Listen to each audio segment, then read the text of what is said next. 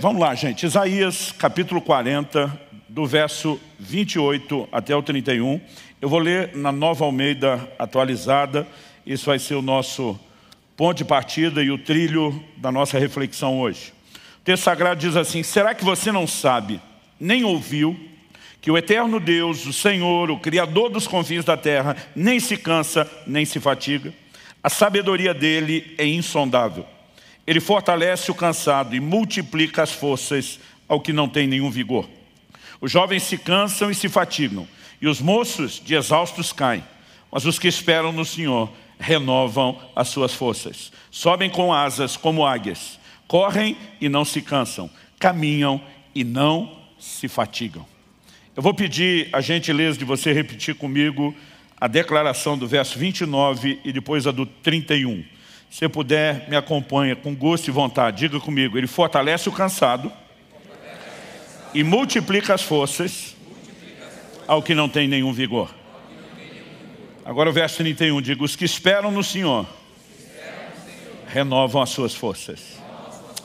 Meu Deus, suplicamos que mais do que informação, o Senhor possa tocar as nossas vidas, que o sopro de vida do Teu Espírito Santo nos toque de uma forma especial. Que a Tua palavra, além de formação, produza não apenas a fé necessária, mas trabalhada e aplicada de forma personalizada pelo Teu Espírito, produza em nós correspondência. Nós oramos desde já agradecidos por aquilo que o Senhor fará, em nome do Senhor Jesus. Amém. Bom, o tema da minha mensagem hoje é renovando as forças. Eu quero chamar a sua atenção para o que não apenas é uma promessa de Deus, quando a Escritura diz: ele fortalece o cansado, multiplica as forças ao que não tem nenhum vigor. Quando a Bíblia diz que os que esperam no Senhor renovam as suas forças, como além de uma promessa, é a revelação do seu intento, do seu propósito, da sua vontade. Obviamente o texto está falando a respeito de algo sobrenatural. Quando a Bíblia fala que a força dos jovens chega ao fim, a ponto deles caírem de exaustão, mas os que esperam no Senhor renovam as suas forças, ao mencionar os jovens e aqueles de vocês que já como eu passaram aquela metade da vida, né, já não estão mais na fase da juventude, sabe a diferença de disposição física. Um dia desses, chamei meu filho para a gente malhar junto, e depois ele falou: pai, e aí, quer correr uns 10 quilômetros? Falei: tu tá maluco? Né? Falei: você acha que eu tenho esse pique, essa sua disposição de 23 anos? Mas mesmo a moçada, que está no auge do vigor e da disposição hormonal, chega um momento que eles descobrem que tem um limite. Mas a Bíblia está dizendo: os que esperam no Senhor vão além. Então a Bíblia não está falando nem só de força natural, e nem tampouco só de algo no aspecto físico, mas está falando de uma manifestação sobrenatural. Eu quero chamar a sua atenção para algo. Nós vivemos um tempo e uma época na história da humanidade onde a maioria de nós não chega a ter uma experiência de exaustão física, de esgotamento de forças e energias. E quando eu falo esgotamento, estou falando num sentido pleno. Por quê? Mesmo aqueles que trabalham, né, com esforço físico, nós temos hoje, né, na modernidade em que vivemos, ferramentas que auxiliam demais o trabalho. Né? Por exemplo, gente que arava a terra sem o auxílio de bois e depois descobriu que boi puxando o arado era uma grande ferramenta de auxílio, morreria de inveja da gente de ver todo o maquinário agrícola de hoje em dia. Em qualquer área, né? Você pode falar de um marceneiro, qualquer pessoa que trabalha com esforço físico já não tem a dimensão de esforço que talvez a antiguidade fez. E muitos de nós, com outros formatos de trabalho no mundo digital, a maioria de nós acaba não tendo essa experiência. Né? Talvez possa haver um ou outro atleta de alta performance, mas a maioria de nós talvez vai dizer: nunca conheci o esgotamento físico. Eu tive uma única experiência que eu posso falar, que fala de exaustão física.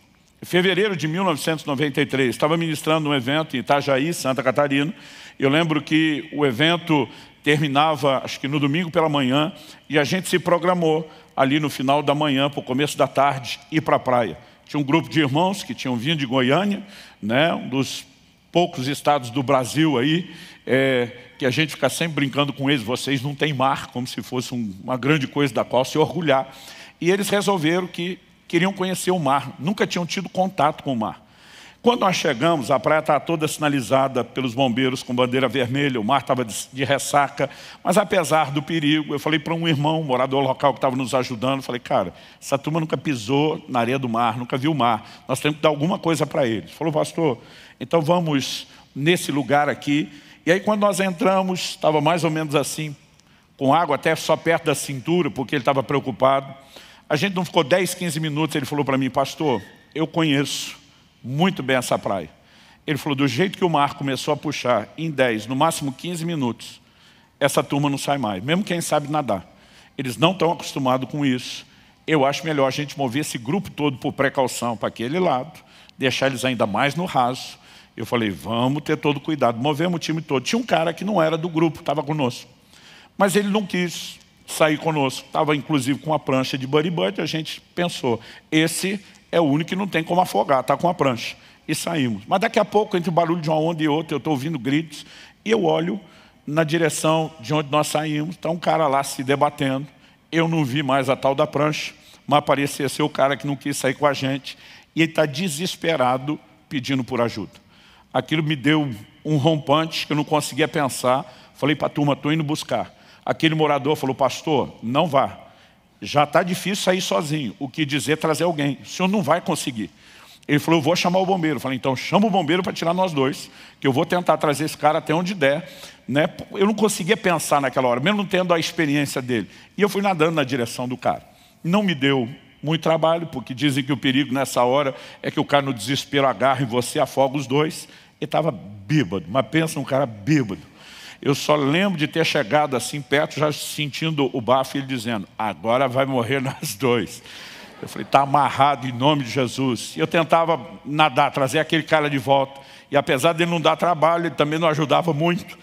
E eu não conseguia muita coisa. E de repente eu vi que minhas energias estavam se esvaindo, se acabando.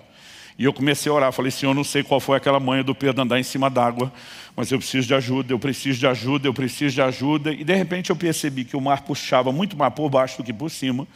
E me deu um insight. Cada onda que vinha, eu jogava ele por cima com a onda, nadava na direção dele. Desse jeito eu consegui trazer ele até a metade. Foi o tempo dos bombeiros entrarem e tirarem nós dois. Por quê? A hora que eles entraram, eu já estava no limite da exaustão. Para você ter ideia, né? Mesmo que ele tenha nos puxado até o raso, eu não conseguia do raso andar até a parte seca. Era um nível de exaustão que mal dava para segurar o joelho, né? Mal dava para levantar as mãos. Eu nunca experimentei isso na minha vida, nem antes nem depois. Os caras literalmente, do raso, tiveram que me carregar, me deixar na areia, até que eu conseguisse me recompor. Não estou falando apenas do fôlego, né? Mas realmente de um nível de exaustão profunda. A maioria de nós nunca viveu isso. Mas mesmo uma experiência como essa, você resolve com uma noite de sono, quando você tem um nível de exaustão muscular, talvez alguns dias de reparação do tecido muscular, mas o descanso resolve. Agora, quando a Bíblia está falando de Deus que dá força ao cansado, o foco, particularmente eu acredito que não tem a ver com a questão física, mas principalmente com o que eu quero denominar aqui de cansaço interior. Esse é o primeiro ponto que eu quero destacar. Existe um cansaço que é interior, não é exterior. Ele não é físico. Então, por exemplo, em Isaías, no capítulo 35, nos versículos 3 e 4, a Bíblia diz, fortaleçam as mãos frouxas e firmem os joelhos vacilantes. Digam aos desalentados de coração, sejam fortes, não tenham medo. Eis aí está o Deus de vocês, a vingança vem, a retribuição de Deus. Ele vem para salvar vocês. Apesar de usar um exemplo de exaustão física, tipo aquele estado que eu estava de não conseguir sair da praia, joelho trôpego, mão frouxa, você mal consegue levantar os braços, não firma mais os joelhos. O texto na sequência diz, digam aos desalentados de coração. Ou seja, ele usa o exemplo de exaustão física, mas para falar de um cansaço interior. Além do texto de Isaías, nós temos declarações como a do profeta Jeremias. Em Jeremias 31, 25, falando da parte de Deus, o profeta diz assim, porque satisfarei a alma cansada e saciarei toda a alma desfalecida. Ele fala de uma alma cansada e de uma alma desfalecida. Ou seja, o cansaço de alma, um desfalecimento interior é o que está em questão. Essa linguagem também é usada no Novo Testamento. Em Mateus 11, 28, Jesus diz, venham a mim, todos vocês estão cansados e sobrecarregados, e eu os aliviarei. Que cansaço é esse? No verso 29, o seguinte, Jesus diz, tomem sobre vocês o meu jugo e aprendam de mim, porque eu sou manso e humilde de coração, e vocês acharão descanso para a sua alma. E diz, vem a mim o cansado, e ele vai encontrar descanso para a sua alma. Então ele está falando de um cansaço de alma interior. Em Hebreus, no capítulo 12 e no versículo 3, a Bíblia diz assim, para que não vos fatigueis, desmaiando em vossa alma. Essa expressão, ou a palavra empregada no original grego, traduzida como fatigueis, é a palavra kamno, ela significa tornar-se ou estar exausto. Está falando assim de fadiga no mais profundo nível. E depois, quando ele diz desmaiando em vossa alma, a expressão traduzida desmaiando, eclu, significa estar enfraquecido até exaustão, tornar-se fraco, estar cansado. Era usado também no sentido metafórico para falar de desanimar ou perder a esperança. Então fala de pessoas que podem chegar a esse ponto, né, de uma profunda exaustão da alma, cansaço interior. Acredito que há muitas razões pela qual isso que às vezes eu e você chamamos de desânimo, de desmotivação, de abatimento, se manifeste. No contexto específico de Hebreus capítulo 12, que ele fala de não se fatigar desmaiando na alma, ele está falando da luta contra o pecado. Eu e você travamos batalhas com a nossa própria carnalidade. Mas nós olhamos outros desenhos nas Escrituras e podemos incluir, né, circunstâncias contra as quais estamos lutando e que geram desgaste. Mas nem sempre o cansaço tem a ver apenas com dificuldades que passamos, com coisas ruins que não aconteceram. Às vezes esse cansaço interior vem do fato de que as coisas boas que esperamos ainda não aconteceram. Mesmo que não seja necessariamente algo ruim acontecendo, a espera, o livro de Provérbios diz que a esperança adiada, ela entristece o coração. Eu brinco que o brasileiro, da maior parte dos povos do mundo, é o que mais tem a capacidade de se reinventar na virada do ano. Eu não sei o que a gente consegue resetar dentro da gente do dia 31 de dezembro, para o dia 1º de janeiro, que a gente acende esperança e diz, esse ano vai. Não importa se no outro não foi. E aí você passa o ano pilhado e tal, mas o ano acaba e você diz, não foi de novo. Mas de repente, naquele culto de passagem do ano, alguma coisa acontece e a gente diz, mas esse vai. E aí não vai de novo, né? E depois no outro você diz, mas esse vai. Em algum momento, depois do 3º ou 4º ano, alguns de nós começamos a perder aquela empolgação da virada, porque é algo que o próprio manual do fabricante diz que acontece comigo, com você. A esperança adiada, ela entristece o coração. Mas o interessante é que a Bíblia não fala de um cansaço que vem só de coisas ruins, ou da falta da concretização de coisas boas, mas eu e você podemos nos cansar até mesmo com coisas que são extremamente positivas. Por exemplo, em Gálatas, no capítulo 6, no versículo 9, a Bíblia diz, e não nos cansemos de fazer o bem, porque no tempo certo faremos a colheita. Ele diz, se não desanimarmos. Então ele relaciona a ideia de cansar, de fazer o bem, com desânimo. Algo nos paralisa. Em algum momento você olha e diz, não sei se está dando resultado, se essa pessoa está recebendo como deveria, se está valendo a pena fazer o que eu faço. E a Bíblia não diria sobre não cansar de fazer o bem, se fazer o bem não cansasse. Então até fazer o bem cansa. Um dia uma pessoa me perguntou, pastor, fazer o bem cansa? Eu falei, eu vou te dar duas respostas. A primeira indiscutível está lá na Bíblia. E eu citei Gálatas 6,9. Falei a segunda, a senhora é uma dona de casa dedicada à sua família, louvável por isso. Mas mesmo amando seu marido e seus filhos da forma como a senhora ama e dedica, eu lhe pergunto, cuidar deles todo dia não cansa? Ela disse, cansa. Falei, a senhora tem a sua resposta, na Bíblia e na prática. E quando esse cansaço se instala, seja lá qual for a razão pela qual ele veio, nós estamos aqui apenas especulando algumas coisas que talvez ajude você a mapear e localizar se você está lidando com a questão do cansaço interior ou não. Quando eu e você começamos a entrar nesse estado de cansaço, um dos termômetros onde isso aparece é na nossa vida de oração. No Salmo 69, verso 3, o salmista afirma, estou cansado de clamar e a minha garganta secou. Os meus olhos esmorecem de tanto esperar por meu Deus. Eu digo que aqui ele já saiu do nível oração e foi para o choração, né? É muito mais um lamento, é muito mais um desabafo do que qualquer outra coisa.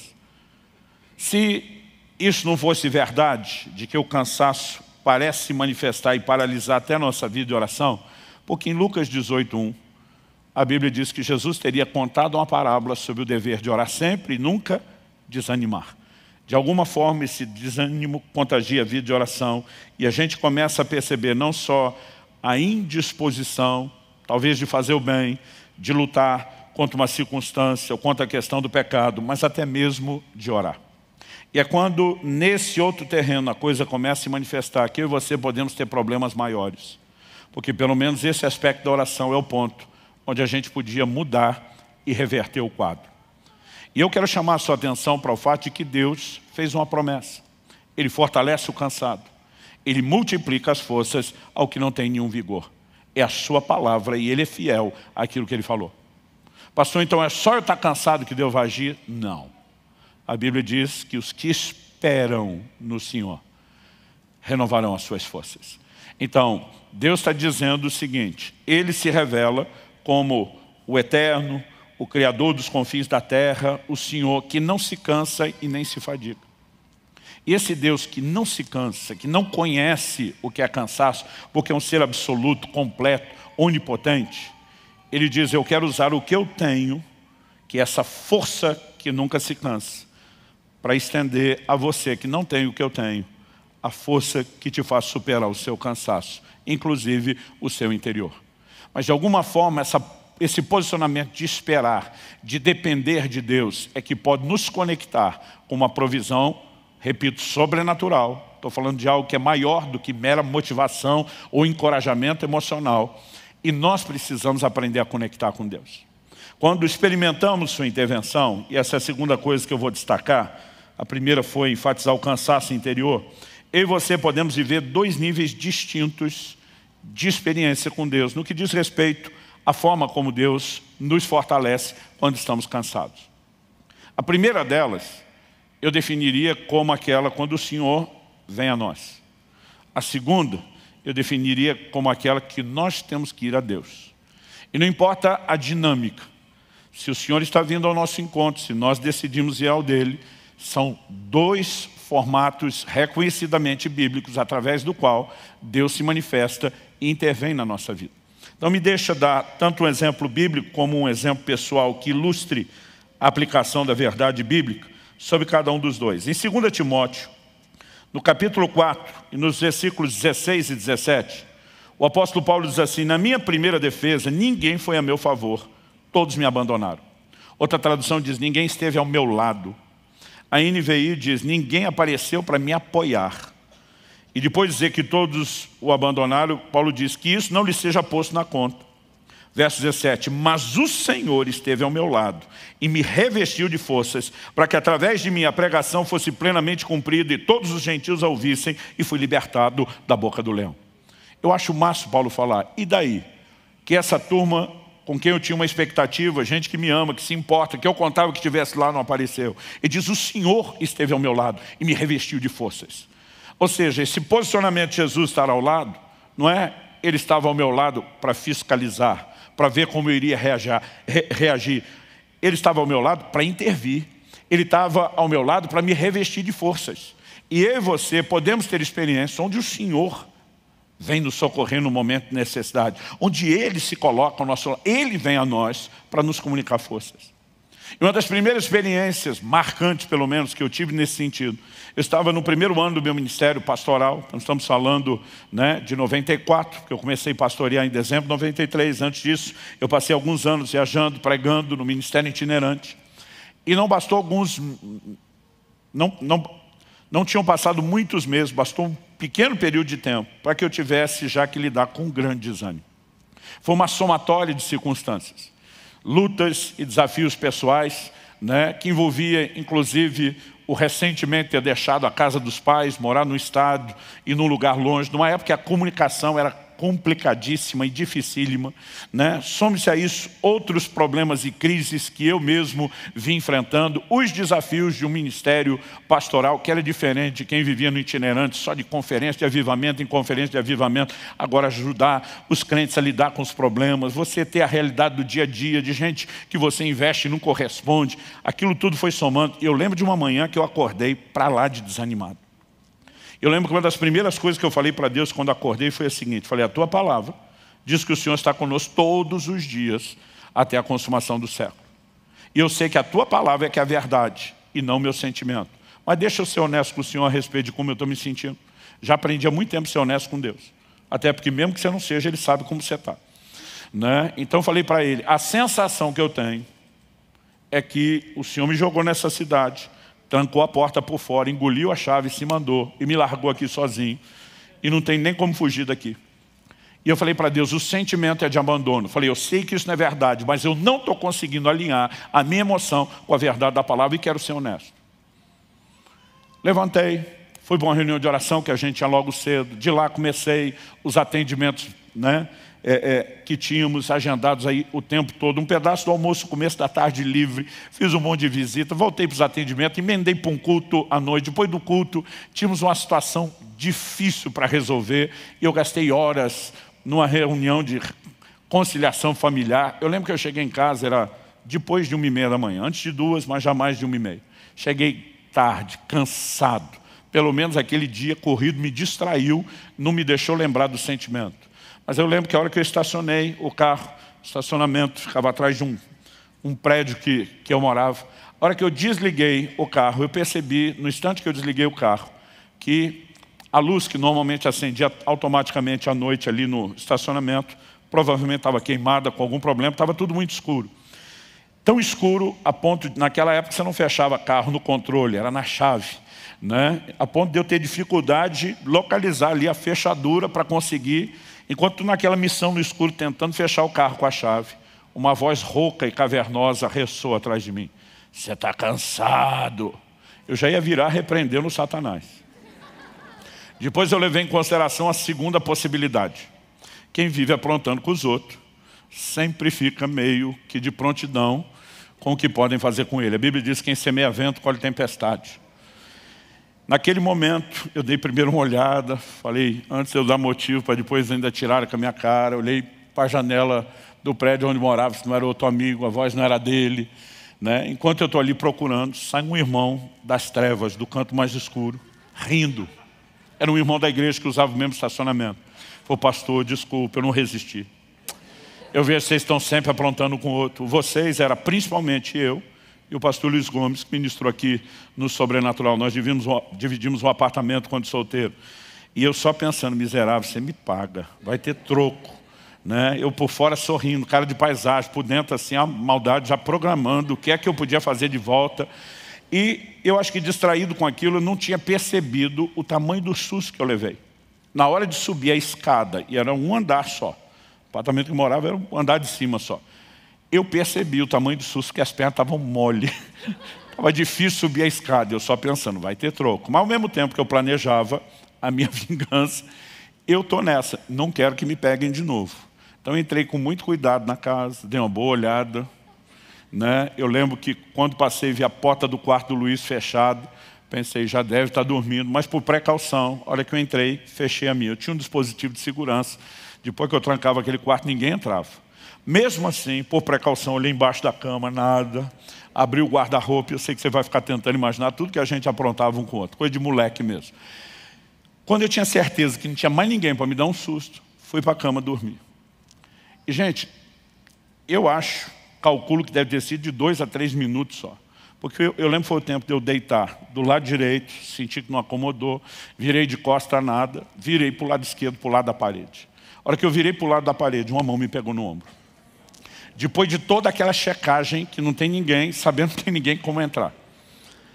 Aí alguém me perguntou outro dia, pastor, o senhor assustou? Falei, não, eu acho que não tinha mais adrenalina, tudo já tinha saído lá embaixo. Não tinha mais nem como assustar. Segundo, o toque não era hostil. Sabe tipo quando você encontra alguém que primeiro você dá uma batidinha no ombro, depois segura firme, o toque era gentil. E eu ouvi uma das vozes mais doces e belas da minha vida. E até hoje isso me emociona. A voz disse assim, você não está sozinho. E a hora que falou foi como se fosse um filme. Eu de manhã dizendo, o Senhor me largou nessa cidade, me abandonou, eu estou me sentindo sozinho. E naquele momento, eu não consigo te descrever o quão real era a presença do Senhor ao lado da cama. Tudo que eu consegui era chorar, cheio do Espírito, orar em outras línguas. Eu fiquei com muito medo, não era um medo ruim, é difícil explicar isso, mas era um temor, era uma coisa boa, mas um temor de olhar.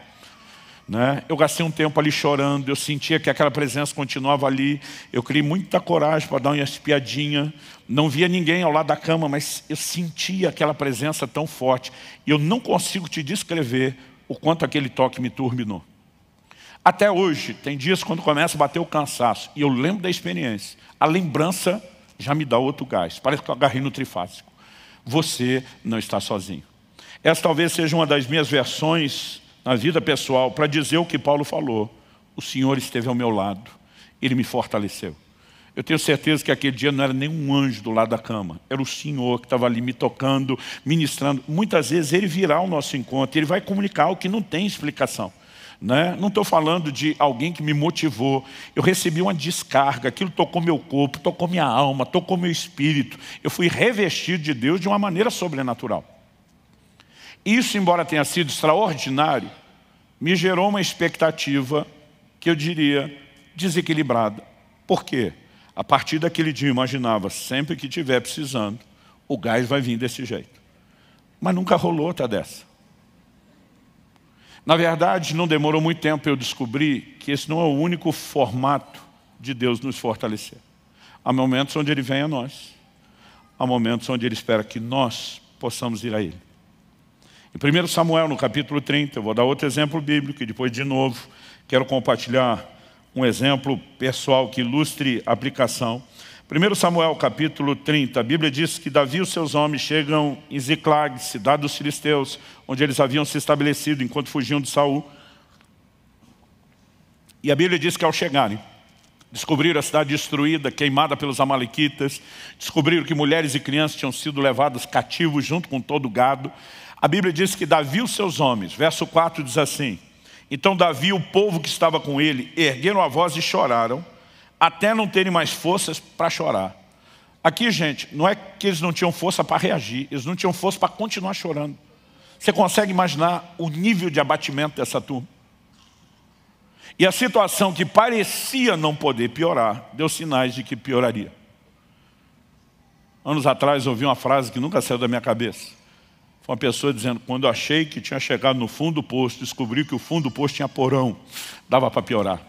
O verso 6 diz assim, Davi ficou muito angustiado, não só pelo que aconteceu, a Bíblia diz, pois o povo falava de apedrejá-lo, porque todos estavam amargurados, cada um por causa de seus filhos e suas filhas.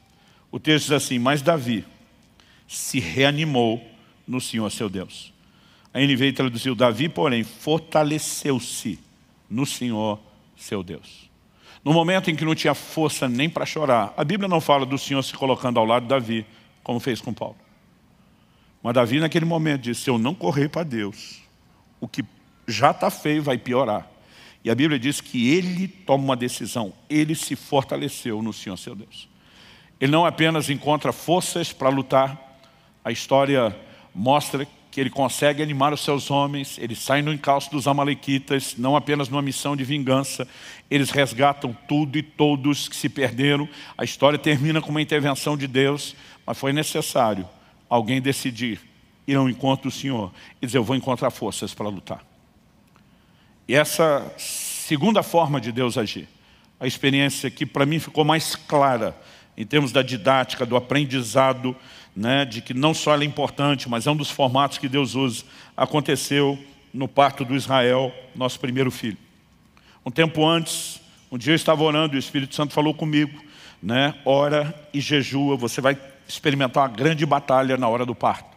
E quando falo sobre jejum, principalmente, eu conto sobre isso. Eu passei 6 dias em jejum, orando, intercedendo pelo meu filho. E eu só encerrei o jejum quando eu tive um testemunho interior de vitória. Aquela sensação, essa batalha está ganha, essa batalha foi vencida. Mas Deus não me disse, ore e jejua para não ter a guerra na hora do parto. Ele disse, ore e jejua porque você vai ter a guerra. E quando veio aquele testemunho de venci, eu não entendi que quando a guerra chegasse ela estava ganha. Eu só entendi, não vai ter mais. Mas no dia do parto, houve a tal da complicação. Palavra dos próprios médicos estavam lá, meu filho só sobreviveu por um milagre. Mas naquele momento, e quando eu cheguei para a hora do parto com a Kelly, ela estava com um quadro de hemorragia assustador. Só enquanto ela entrou no quarto, eu ajudei, né, ela ir para o banheiro, colocar as roupas, porque já iria para o cirúrgico. Nessa saída da troca de roupa, era tanto sangue no chão. Eu lembro quando o médico entrou e ele olhou e falou, de quem é esse sangue todo? Eu falei, é dela. Tipo, não fui eu. E ele passou a mão no telefone, eu estava assustado, mas eu estou pensando, eu não tenho experiência. Mas ele era um dos médicos experientes da cidade, né? Um grande obstetra. Quando ele viu aquilo, ele passou a mão no telefone na hora e disse, reúne a equipe inteira agora no cirúrgico. Eu lembro dele falando assim, emergência emergencial. E quando ele enfatizou que é emergência, era emergencial. Eu pensei, se ele está assustado, eu acho que eu devia estar mais. Eu tive que ajudar a botar aquela na maca, levá-la para o cirúrgico, né? E eles me pediram para esperar do lado de fora, porque eu tinha combinado que eu assistiria o parto, embora a maioria dos maridos não assista o parto. Ele fica de costas para a cena do crime, e a mulher, além de dar luz à criança, tem que ficar consolando o marido. Vai dar tudo certo, meu amor, vai dar tudo certo. Que os homens são dessa fibra enorme nessa hora. Mas naquele dia, e ele falou, aguarda lá, você só entra na hora que tiver tudo pronto aqui, finalmente nós vamos te chamar. E eu lembro que do lado de fora, eu nunca senti um desânimo e um abatimento tão grande. É quase como se eu acreditasse que eu tinha perdido a batalha. É quase como se eu entendesse, não, se isso aconteceu, eu não garanti nenhum resultado. Em vez de entender que naquele dia eu não evitei, mas eu ganhei a batalha, um desânimo se instalou que eu não consigo te definir. E foi naquele momento que eu estava esperando que alguma mão me tocasse no ombro. Que talvez pelo menos um anjo viesse do céu, fazer um cafuné na minha cabeça, vai dar tudo certo, gordinho, fica firme aí. Né? Nada disso rolou. A sensação que eu tinha é que Deus não estava por perto, que Ele não veio ao meu encontro. Mas naquele momento, de alguma forma, eu senti o próprio Deus me provocando. Que a semelhança de Davi, eu tinha que me fortalecer em Deus. E eu fiz uma escolha, eu vou entrar nesse lugar. Eu vou buscar essas forças. E eu fui turbinado de uma forma sobrenatural. Eu não apenas consegui romper aquela apatia interior, algo acendeu dentro de mim quando eu tive aquele posicionamento de fé. Eu enlouqueci, eu tive um surto de fé. Foi uma coisa assim, além da minha capacidade de explicação. E ali eu me levantei, eu comecei a declarar a palavra de Deus, eu comecei a profetizar o milagre, a intervenção que aconteceria. Quando finalmente eles me chamaram para o centro cirúrgico, não foi minha mulher que teve segurado na minha mão e dizer, vai dar tudo certo. Eu entrei, segurei a mão dela, olhei bem no olho dela, falei para ela, falei, Kelly, presta atenção, vai dar tudo certo. Ela falou, eu sei. Falei, você acha que sabe? Quem sabe sou eu. E se você sabe, você não sabe o tanto que eu sei. Vai dar tudo certo, o Senhor está conosco. Eu virei um leão. E depois, quando simplesmente todo mundo estava dizendo, o milagre aconteceu, a sensação depois, não antes, era, eu sabia. Adiante daquele posicionamento era, cadê você, Deus? Aonde o Senhor foi parar? Agora, o que eu entendi a partir daquela dinâmica, e vendo textos como esse que eu estou dando, que nem sempre a dinâmica de fortalecimento é a mesma. Há momentos onde a Bíblia, aliás, a maior parte do tempo, a Bíblia nos ordena ir ao Senhor. Não manda a gente esperar de forma passiva que Ele vem. Então me deixe ler alguns textos.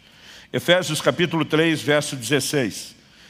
Para que segundo a riqueza da sua glória vos conceda que sejais fortalecidos com poder mediante o seu espírito no homem interior. No mesmo lugar onde o cansaço se manifesta, do lado de dentro, interior, é onde o revestimento de poder quer se manifestar.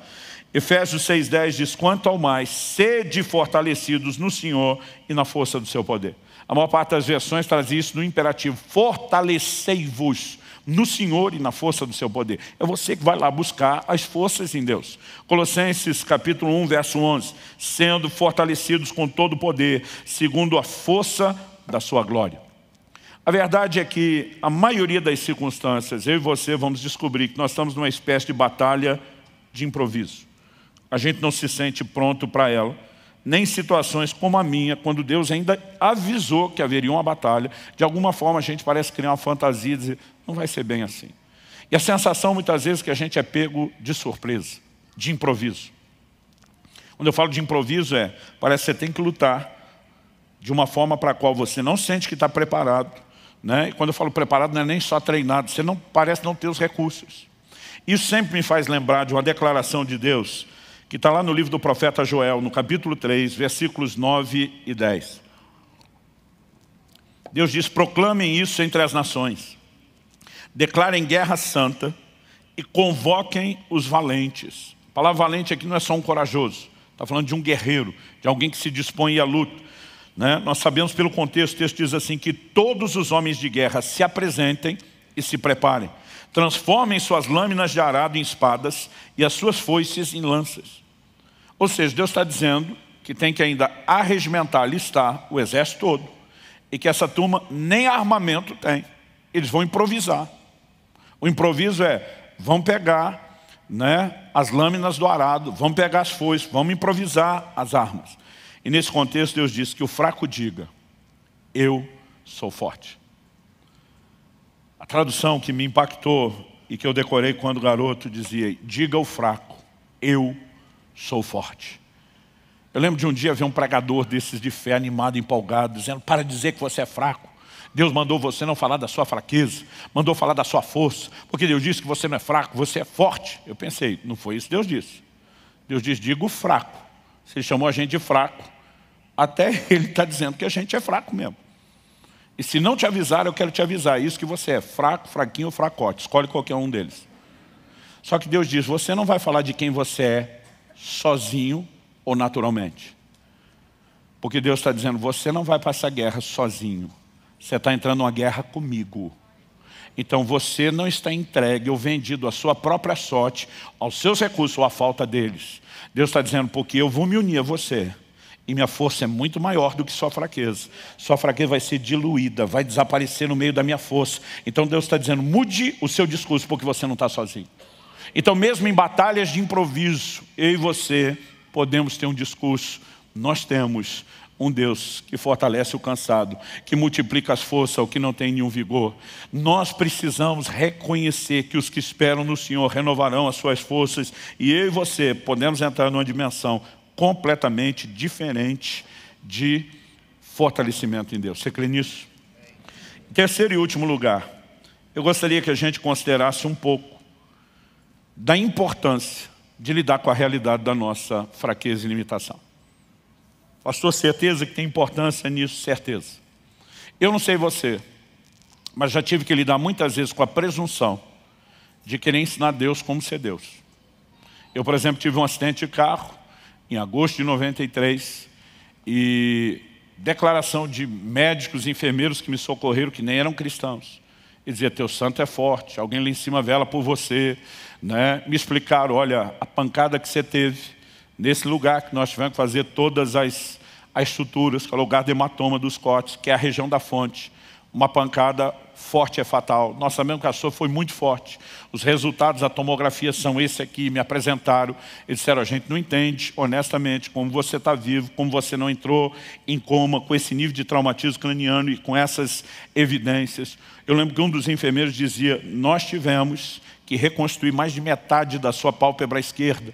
Ele falou: não consigo imaginar o que quer que seja que rasgue isso. Eu imagino que foi o óculos na pancada. Ele falou: eu não consigo imaginar o que quer que tenha rasgado de tal forma a sua pálpebra, de qualquer ângulo que não tenha tocado o seu globo ocular e vazado ele, você perdido a vista, né? Então todo mundo só falava de milagre, milagre, milagre.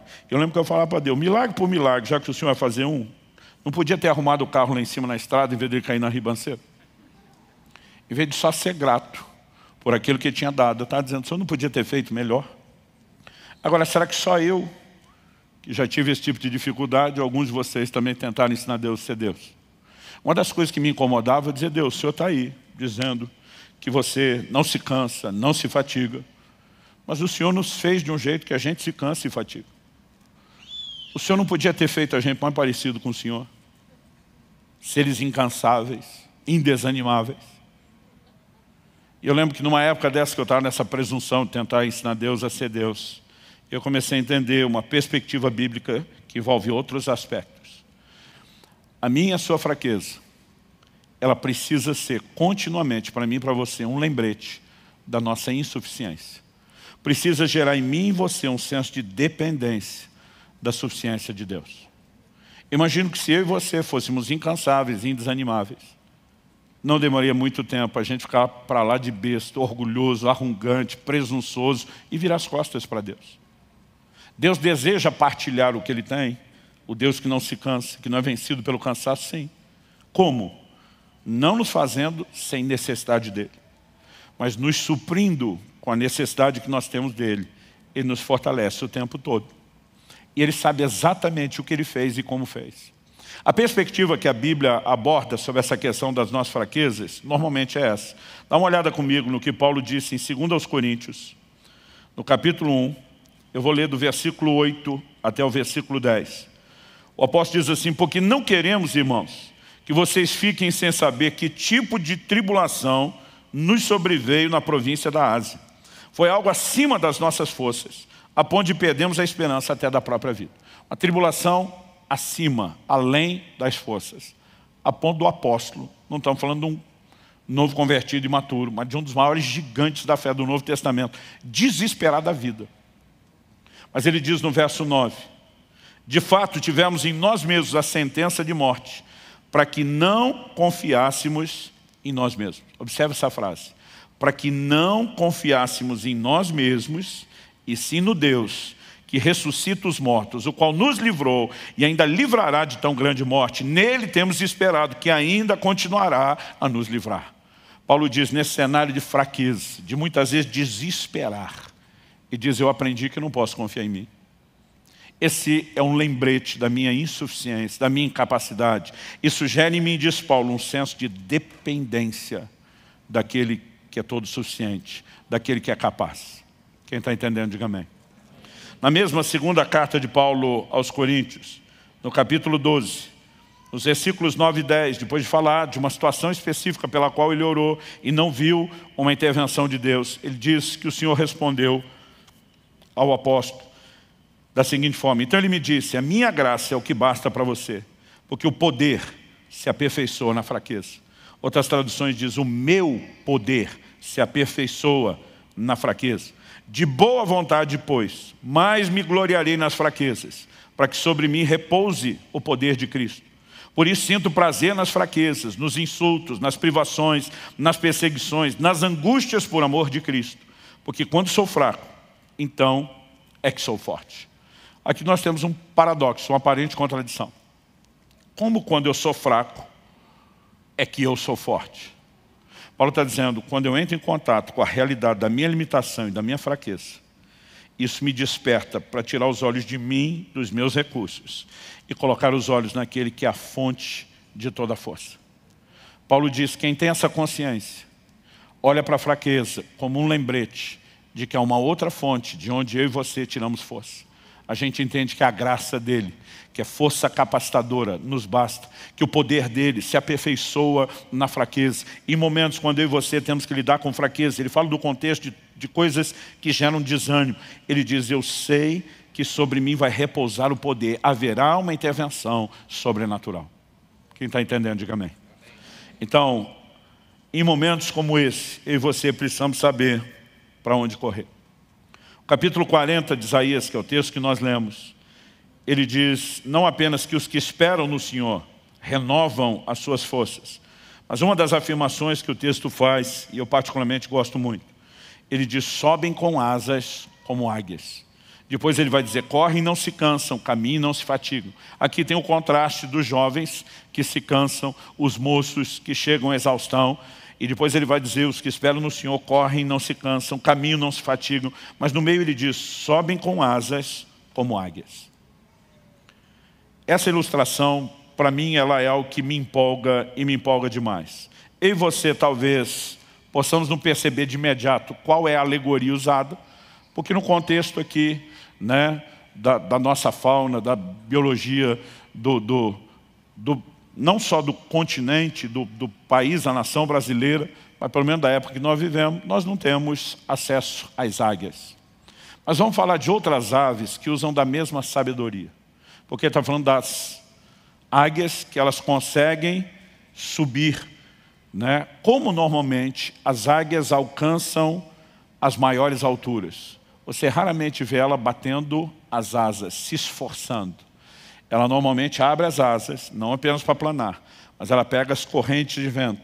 Essa é a razão pela qual muitas vezes essas aves estão subindo, rodando em ciclos, porque elas pegam o lugar da corrente ascendente e elas usam uma força que não é delas para alçarem maiores alturas.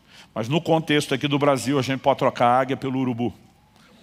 Eu não sei porque todo mundo ri, o pobre do urubu nem de longe tem a mesma moral que a águia. Mas o princípio é o mesmo.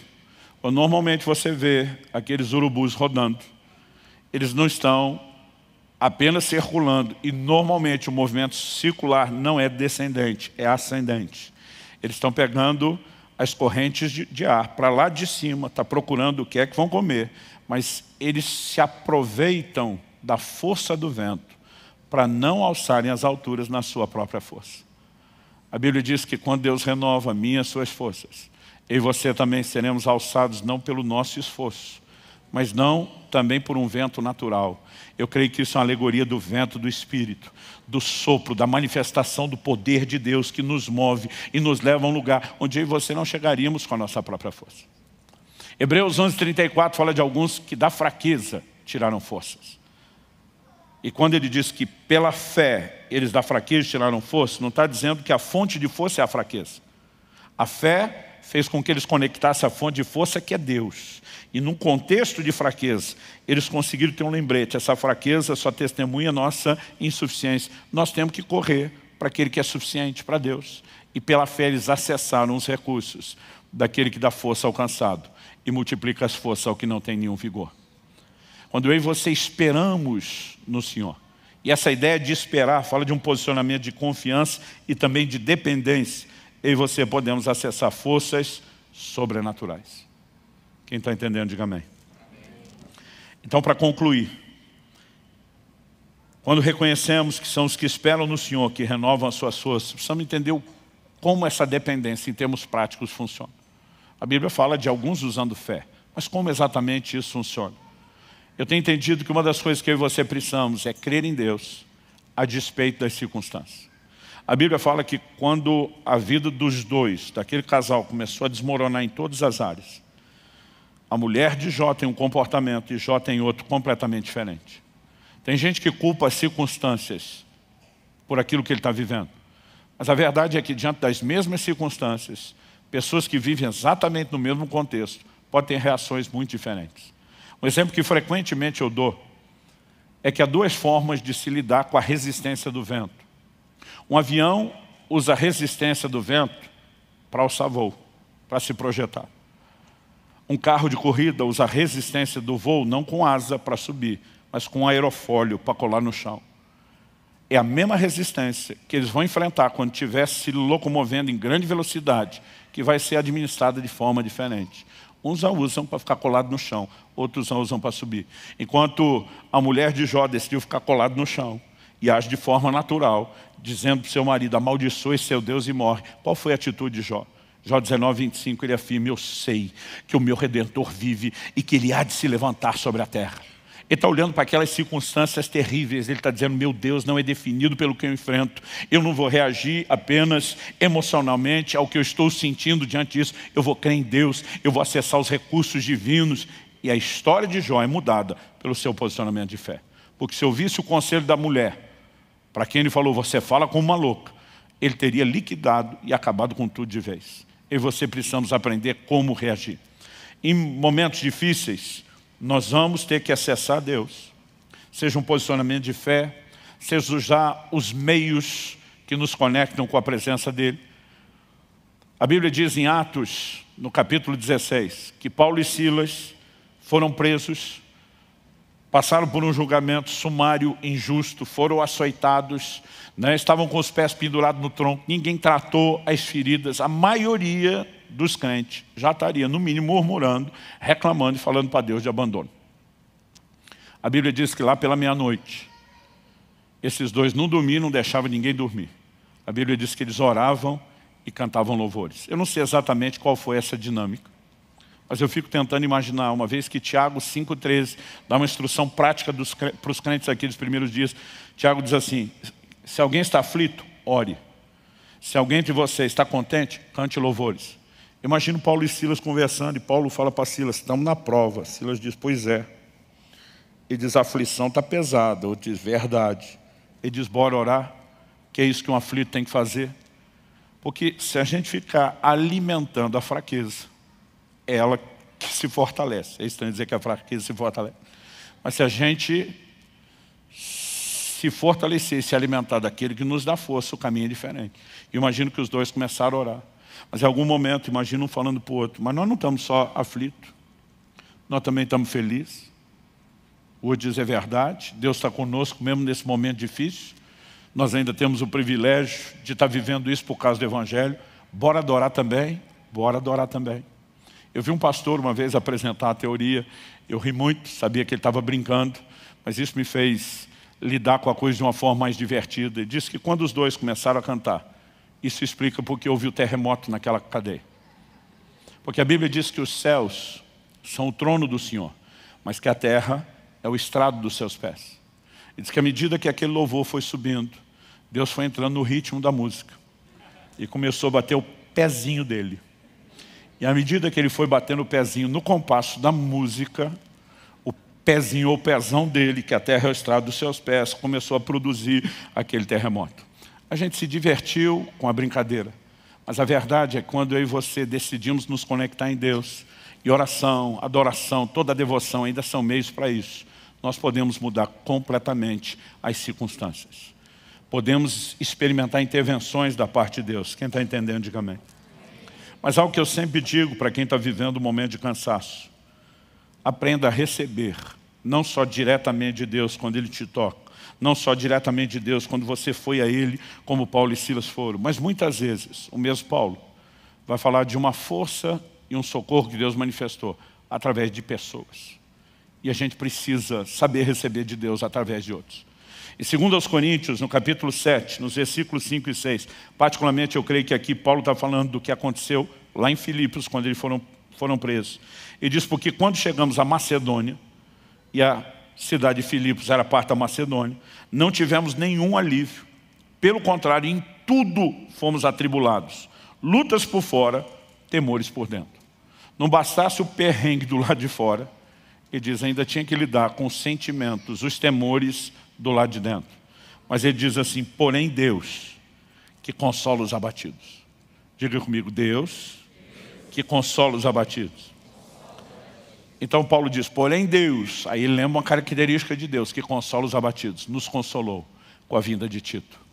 Quantas vezes na minha caminhada eu tive momentos de encontrar mensageiros de Deus, não demorava para reconhecer.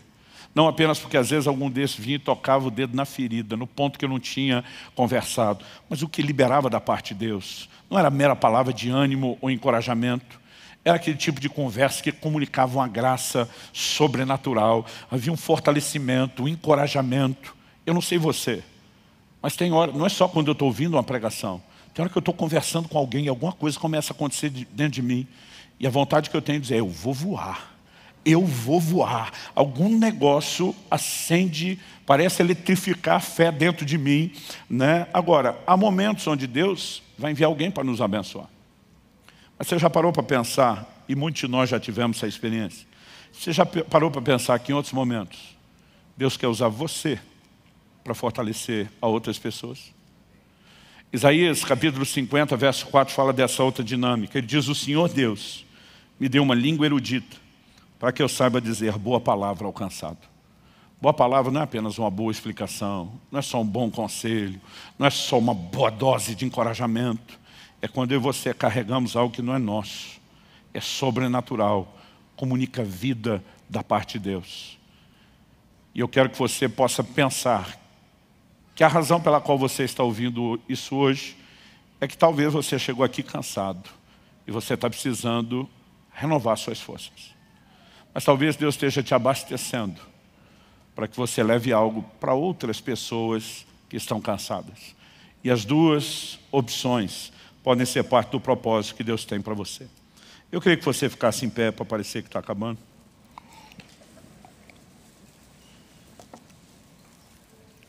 Eu quero ler um último versículo, que é o Salmo 31, verso 24, e nós vamos orar. O texto, muito alinhado com o que nós lemos em Isaías 40, diz: sede fortes e revigore-se o vosso coração, vós todos que esperais no Senhor. Quando o texto está dizendo sede fortes, que tipo de força ele está falando? Quando ele diz revigore-se o vosso coração, obviamente ele está falando da força interior, daquilo que faz superar o cansaço interior. Mas só o fato de eu estar cansado significa que Deus vai vir ao meu encontro? Não. A Bíblia diz que os que esperam no Senhor renovam as suas forças. É o meu posicionamento e o seu de dependência, de confiança em Deus, que atrai a intervenção dele. Isaías 64:4, a Bíblia diz: porque desde a antiguidade não se ouviu, nem com os ouvidos se percebeu, nem com os olhos se viu um Deus além de ti, que trabalha para aquele que nele espera. Há momentos onde eu e você chegamos para Deus e a gente simplesmente diz: estou abrindo falência, não tem mais nada o que fazer, só me resta esperar no Senhor, confiar no Senhor. E a Bíblia diz que Deus trabalha a favor daquele que nele espera. Ou seja, nós não apenas podemos ser fortalecidos, mas nós podemos ver Deus se mover. Esse fortalecimento é sobrenatural. Tem pessoas que vivem apenas de encorajamento humano, combustível emocional. Isso parece aqueles brinquedos de criança de antigamente, antes da época da pilha, que você tinha que dar corda. Alguém dessa época ou só eu? Ainda bem, obrigado. Aí você dava a corda, saía lá o brinquedinho, mas aí acabando a corda, ele ia diminuindo o movimento e parava.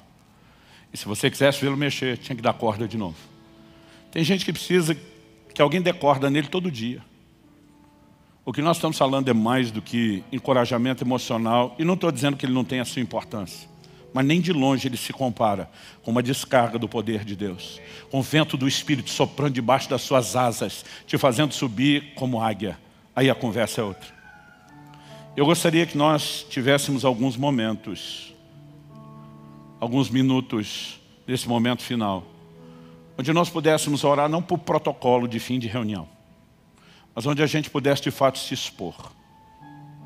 Eu creio que você deve estar percebendo o que eu estou percebendo em todos os nossos 4 cultos. Há uma presença do Espírito de Deus nesse lugar. Há um toque divino à sua disposição. E nós podemos receber de Deus agora. Talvez você tenha a oportunidade de ter o Senhor vindo ao seu encontro e te tocando hoje. Talvez você tenha a oportunidade de entender: não, Ele está me chamando e quem vai a Ele sou eu. Talvez você precise ser fortalecido agora. Talvez Ele apenas esteja te preparando para algo que você vai enfrentar daqui a um tempo. Talvez Ele esteja te instruindo para te usar na vida de outras pessoas. Talvez seja a soma de tudo isso. Mas de qualquer forma, nenhum de nós tem uma desculpa a dizer: eu não preciso desse momento de oração. Eu quero que você não apenas peça: Espírito Santo, me ajude, me dirija na aplicação prática disso. Mas eu gostaria que você orasse dizendo: Senhor, eu quero o toque do Teu Espírito na minha vida. Eu quero a manifestação do Teu poder na minha vida. E fale com Deus do seu jeito, da sua maneira. Eu pedi para você ficar em pé por hábito. Você ora como você achar melhor, em pé, sentado, de joelho. Mas eu quero que nos próximos minutos você ore. Eu vou fazer uma oração por você, mas eu não quero você prestando atenção na minha oração. Faça a sua. Espírito Santo, Tua palavra foi comunicada. E nessa hora, nós contamos com a ação do Senhor de uma forma única, singular, diferenciada. Vem sobre os meus irmãos e irmãs. Nós clamamos pelo Teu sopro de vida, aquele mesmo sopro registrado em Ezequiel no capítulo 37, que vivificou aquele vale de ossos secos e o transformou num grande exército. Pai, nós sabemos que o Senhor está arregimentando os seus soldados. Nós sabemos que o Senhor está levantando um exército que será vivificado pelo Teu Espírito. E eu oro por cada um neste lugar. Eu oro por cada um dos meus irmãos e irmãs. Eu oro pelo sopro do Teu Espírito. Que essas correntes de ar que no natural fazem com que a águia suba às alturas, que isso tenha o seu paralelo no sopro do Espírito, nos levando, ó Deus, a um lugar onde pelas nossas forças não chegaríamos. Nós oramos hoje que a mão do Senhor nos toque. Nós falamos a manifestação desses recursos sobrenaturais, daquilo que nos leva além do vigor dos jovens, além da força e da disposição física dos moços. Pai, nós oramos por esse santo combustível celestial. Mais do que encorajamento emocional, nós oramos por uma descarga de poder, nós oramos pela provisão do alto, nós oramos por renovação das forças, em nome de Jesus. Toca-nos, envolve-nos, permita-nos desfrutar não só do fortalecimento, mas da doçura da Tua presença. Nós clamamos em nome de Jesus, em nome de Jesus. Fale com Deus. Ore como se tudo dependesse desse momento de oração. Se exponha a Ele. Talvez seja um bom momento de ser honesto e falar do seu cansaço, da dor, do desânimo, da necessidade de ajuda de Deus. Talvez o Espírito Santo te faça lembrar de alguém que nem está aqui e que Ele queira que você se levante como intercessor por essa pessoa. Mas simplesmente se deixe ser envolvido, ministrado, ou mesmo conduzido, liderado pelo Espírito Santo nessa hora e nesse processo. Faça isso em nome de Jesus.